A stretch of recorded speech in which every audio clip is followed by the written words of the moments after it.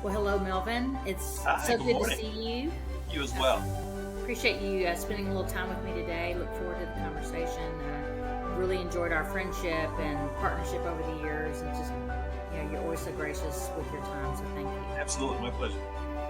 So excited to learn kind of where you are now in your journey.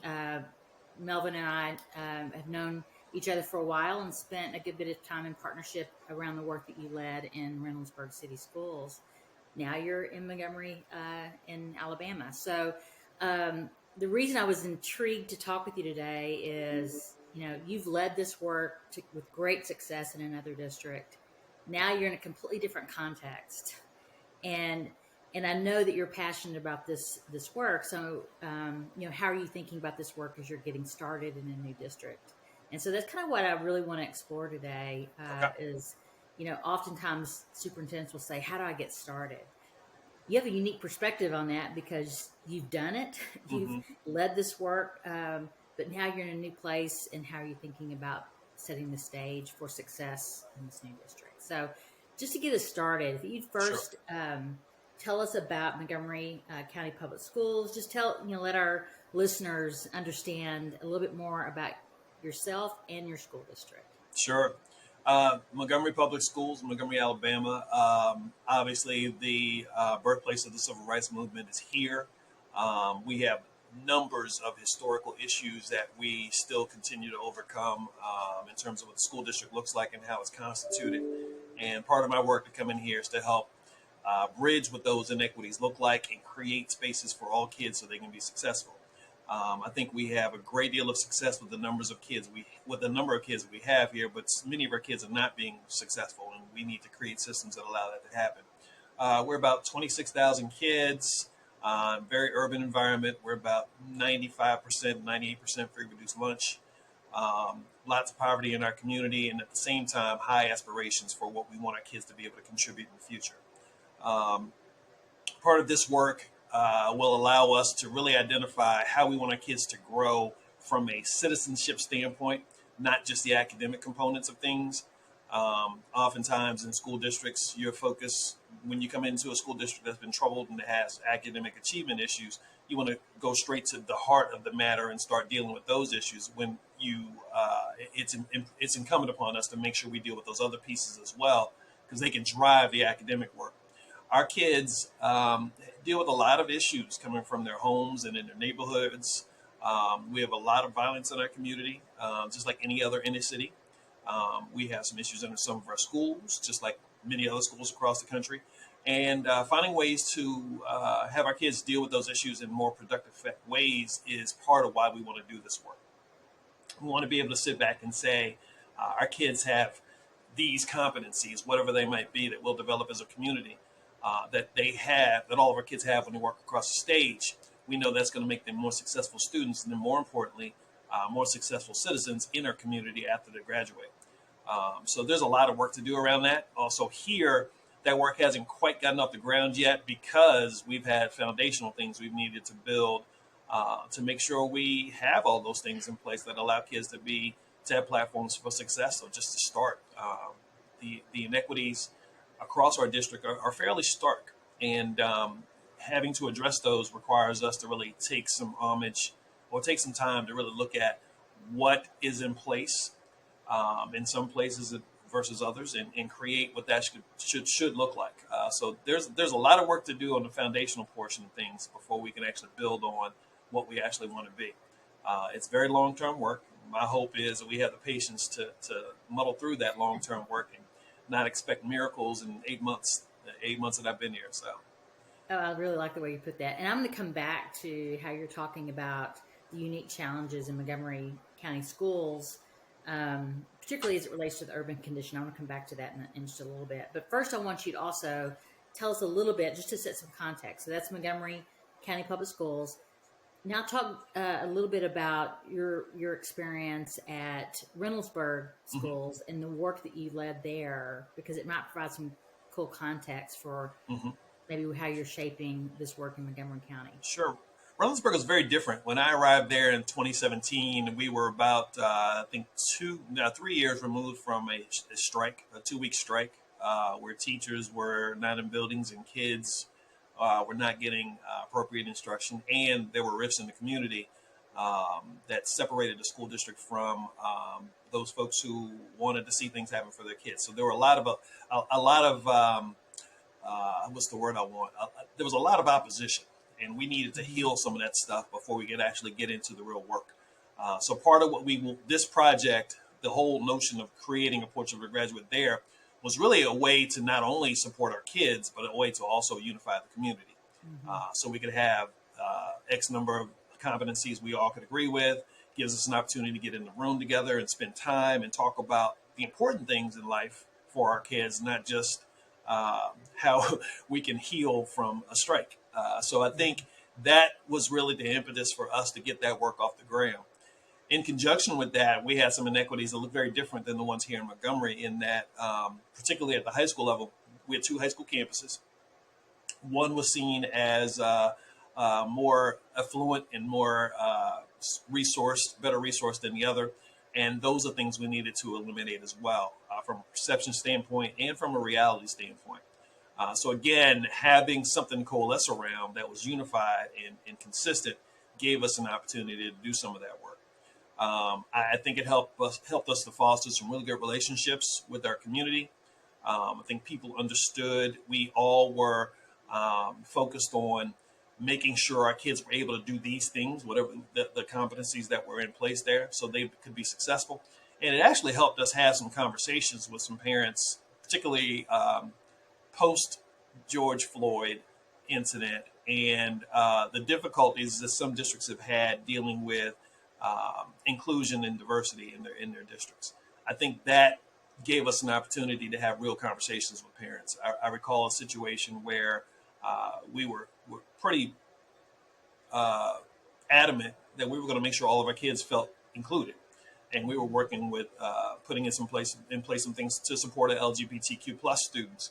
And some parents had some issues with that, and we brought them right back to our Portrait of a Graduate and said, these are the things we said we wanted to do for all of our kids. That's why we're doing these things in order to support all kids. And, we got to the point we had some really good conversations that parents came to have with us, with those other parents, to say, no, this is not acceptable. We want to do this. We want to make sure all of our kids have a place to come and be comfortable and to feel included and supported. So that work helped a lot academically, but I think it helped even more so socially. Well, the notion of educational equity, you have to concern yourself with how kids are bringing their own authentic selves to school, and meeting their needs, whatever they are. Mm-hmm. It baffles me why that's become, for some people, a lightning rod kind of conversation. That's why we all exist. It's disheartening. It is very disheartening. And thinking that, the way I live my life is the way I would expect everybody else to live theirs. It's not appropriate. If you don't like the way someone lives their life, then don't live your life that way. That's your choice. Mm-hmm. So, this whole notion of imposing our so-called values, I use that word loosely, on others to be just like we are. That's not what life is supposed to be about, particularly in the U.S. And it's a very difficult time to be in this work right now. It just is, and I'm hoping that I have the fortitude to continue, and other leaders across the country continue to have the fortitude to do it as well, because our kids deserve that. When we're fighting we fight against enough things every day. To have to fight against legislators and the powers that be, that only contributes to the erosion of our ability to be successful. So it's difficult. It truly is. I know it's difficult, but I also know you do have the fortitude and courage to do the right thing, and that's why I've always admired you, Melvin, to stick to your principles. Mm-hmm. And we have to do a lot more of that, right? So that kind of really sets the stage, I think, really well for this next question, and that is around your personal why. You have been a leader in this work nationally. You're on our Ed Leader Advisory. You've been presented all across the country around this work. I know it's a personal priority for you. Hmm. So let me hear a little bit about why you think Portrait of a Graduate, kind of this new kind of focus on 21st century deeper learning, why you think that's important for our country, for leaders all across the country to consider and make part of their work. I think it's so important because we need to build a more empathetic society. I'll go back to when the accountability movement started, probably late 70s, early 80s, and all of a sudden schools had all these, we were basically measured by test scores. And so schools, including me as a principal, made the mistake of saying, okay, we're going to focus on these test scores, we're going to focus on test taking skills, and we're going to uh, drill and kill these students to make sure they understand or they know these facts they can regurgitate on the test. And I think we lost something in that work. We lost the ability to think. We lost the ability to empathize. We lost the ability to be able to work together. And I think now, here we are 40 years later, and I think that orientation has shifted because now the business community and folks in our civic organizations realize that was a mistake, but yet we're blamed for that taking place, although we were responding to their needs. So this work, I think, tells us, it gives us an opportunity to have kids not only to learn content, but to apply it in real life context, and then to become the types of citizens we need to solve the world's problems. We have a lot of issues, not only nationally, but internationally, that need attention. And I think I'm going to pick on my own generation. I think we did a really poor job of addressing some of those issues. I think we were we were taught to be very selfish in terms of how we went about our business, how we went about what success looks like, and we were very self-oriented. I want our kids to have a more civic engagement orientation that allows them to see themselves in other people and how it's important for everyone to be able to rise. I think this work, if we're talking about being a global citizen or being an effective communicator, being a good collaborator, these are all things that the business community says it wants, but these are also things that our world needs.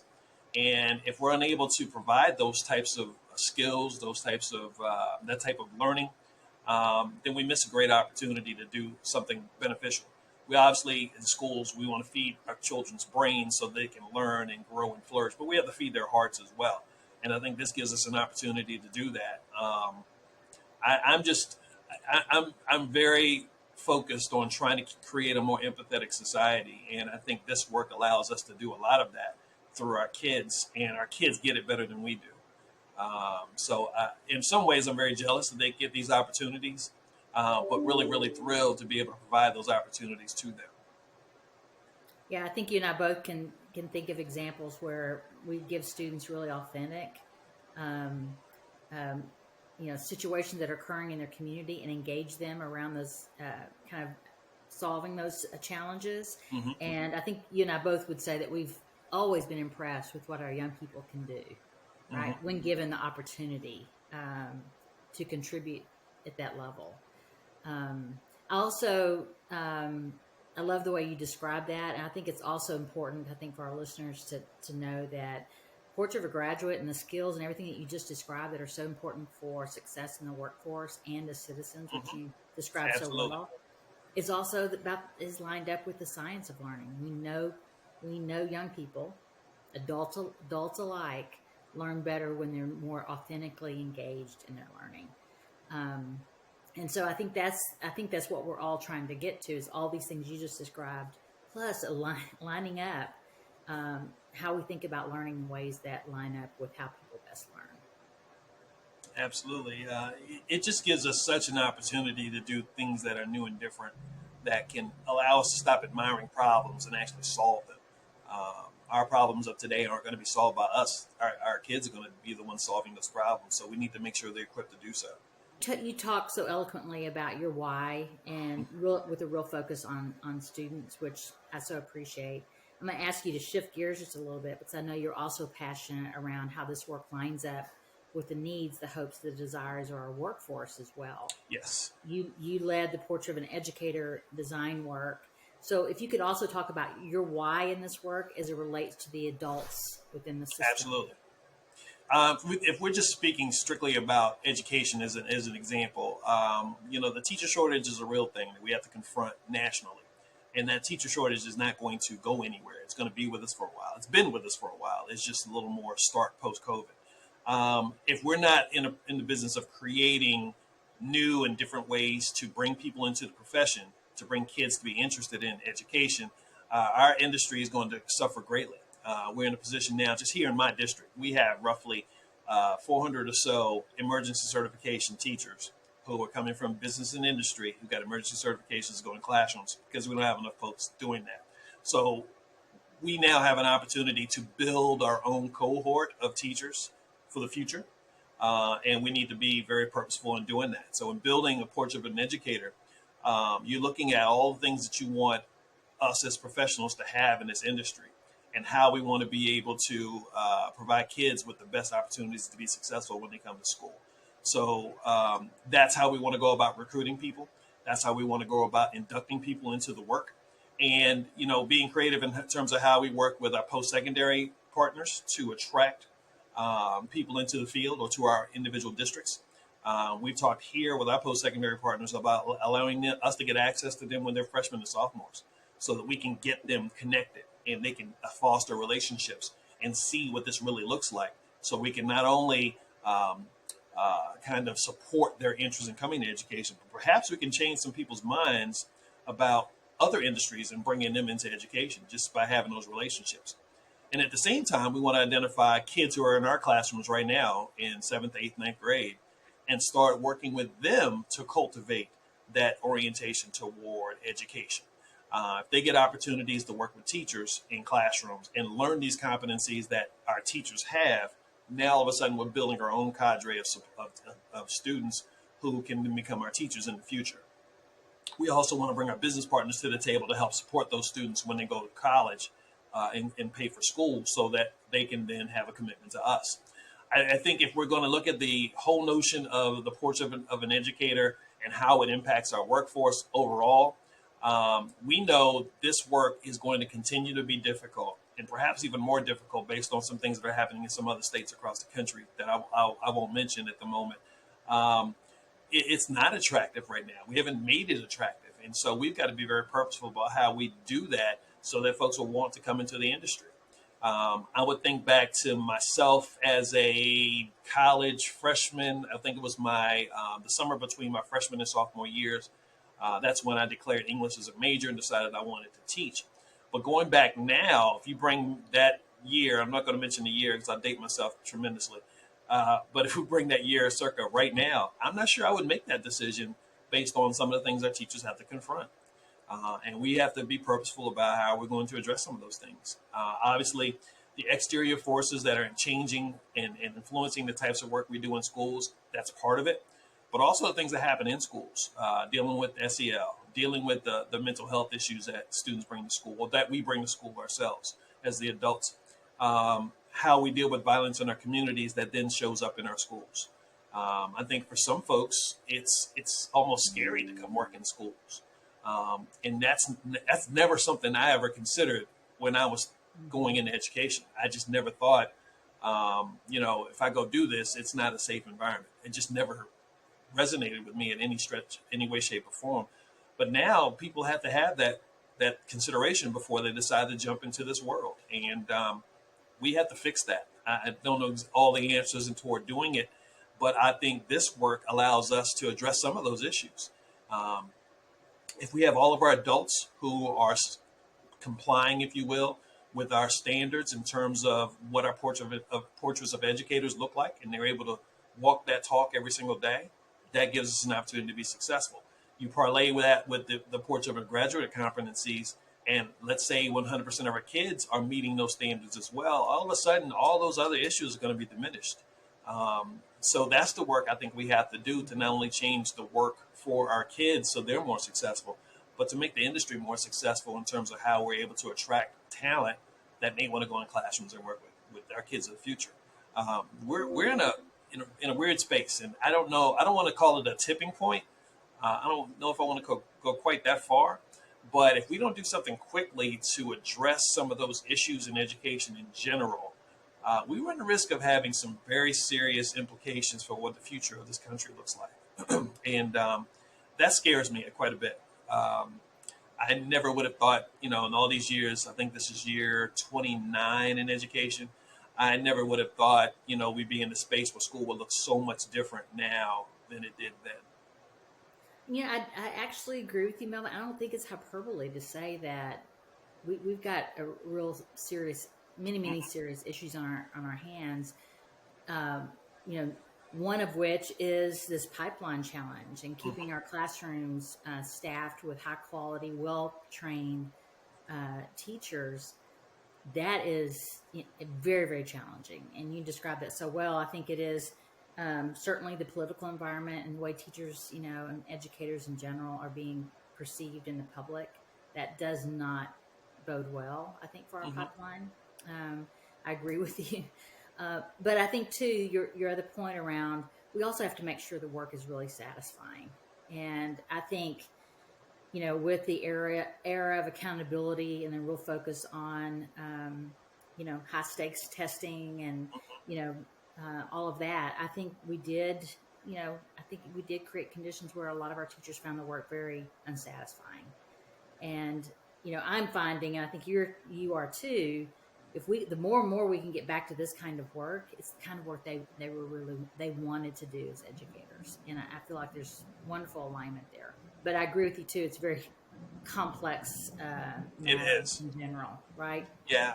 I think back to when I first entered education, my first opportunity to be involved in education, I was working as a teacher with the Upward Bound program, of which I was formerly a student. And that was the most satisfying teaching I had because I didn't have all of these guardrails I had to stay in. We could obviously have standards we wanted to hit, and we wanted things we wanted to make sure we conveyed to kids. But we got to be creative and flexible in the types of things we want to do, and I had a ball. And then here we are years later, and all our teachers do is they tons of training all the time for whatever it is that we have them do. Then they have to implement that training in practice. In some districts, we're using scripts to actually teach content every day. I mean, how can that be satisfying if you're one who thinks from a very creative and exciting sort of orientation, and you want kids to be able to be free and have fun in class?